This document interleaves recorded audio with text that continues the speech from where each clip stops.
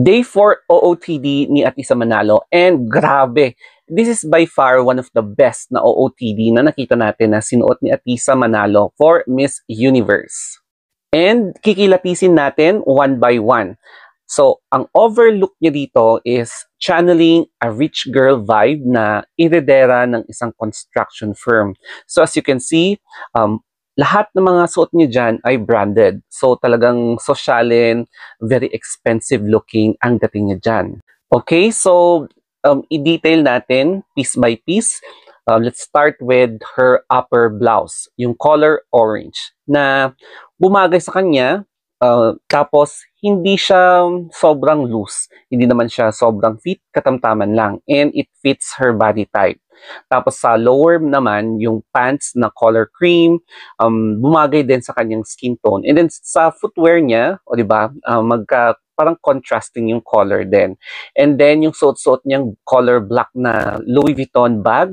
So talagang pinapakita niya sa atin lahat kung gaano kasosyal yung bag niya na Louis Vuitton.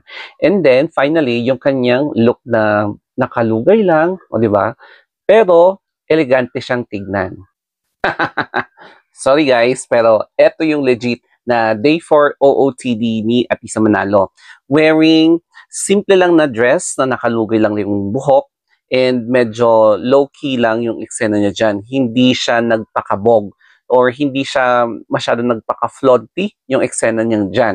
And yes, makikita niyo sa lower two parts ng picture na to, na kasama niya si Panama, si Miss Universe Panama. And yes, Panama and Philippines are roommates sa Miss Universe. So siguro sa palagay ko, ang ginawa nila is not per region, kundi per alphabet.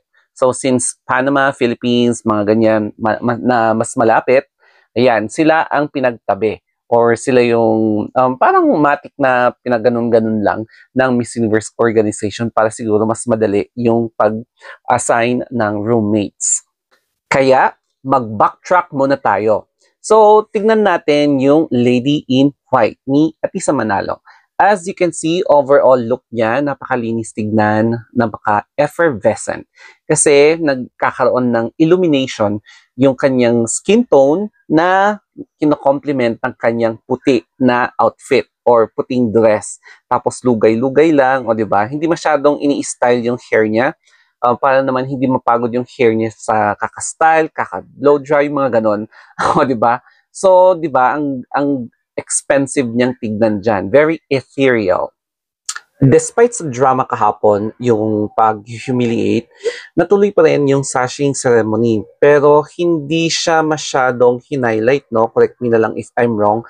Parang nakatutok tuloy yung mga fans doon sa nangyaring eskandalo. So, na-overshadow yung actual na event. Ang ganda-ganda pa naman ni Atisa Manalo dito sa sashing ceremony together with the reigning Miss Universe. So, di ba, nakakalungkot lang na imbes na i-highlight yung mga events sa Miss Universe, nagkakaroon tuloy ng ibang attraction at yun yung drama. Sayang pa naman ang beauty ni Atisa dito, no? Kung ma-overshadow lang ng mga kadramahan. Tapos, during the Day 3 OOTD ni Atisa Manalo, dito medyo inayusan siya ng konti ng mga stylist. So, lumutang talaga yung kinang niya, yung pagka-diyosa niya, tapos hindi lugay yung hindi basta-basta lang lugay yung ginawa sa hair niya, tapos yung makeup niya, medyo dinagdagan pa ng shade. May mga makikita kayong details sa eye color niya, yung sa lipstick, lahat, no? May makikita kayong additional details and ang ganda niya dito, diyosa-diyosahan yung peg niya. Finally, yung isa sa mga affairs niya kagabi, ayan, mukhang meron silang pa-dinner kinemerut. So, makikita nyo na iba din yung dating niya dito.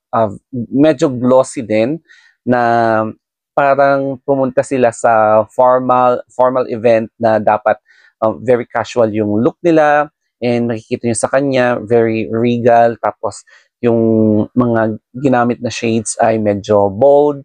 Medyo dinagdagan pa ng konti yung tint, medyo shinarpen pa. So, yes, ibang look ulit yung ganyang ginawa ng stylist sa kanya. O, di ba? Nag-backtrack tayo kasi medyo busy ako kahapon.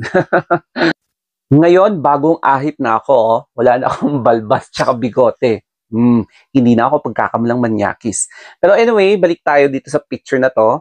Ang ganda ng pagkaka-edit ni Ate sa Manalo with that infamous na suot niyang yan, yung yellow or I mean orange na top, tapos yung pants ay yung cream. So yung accessories ata ang hindi na bago, yung Louis Vuitton tsaka yung footwear. Yung footwear, I think the same, pero correct me na lang if I'm wrong. So, makikita nyo na mas nagmukhang elegante, mas bumagay kay Ate sa Manalo, o di ba? Napaka-expensive tuloy ng itsura niya without any questionable background because she is wearing our flag for Miss Universe. Kaya, after dito, ayan, since hindi na ako pagkakamalang manyakis, ayan, kakain ako, maliligo, and then mag-rest para mag-duty ulit bukas. So, that's all guys. Another update tomorrow, and goodbye. Mwah!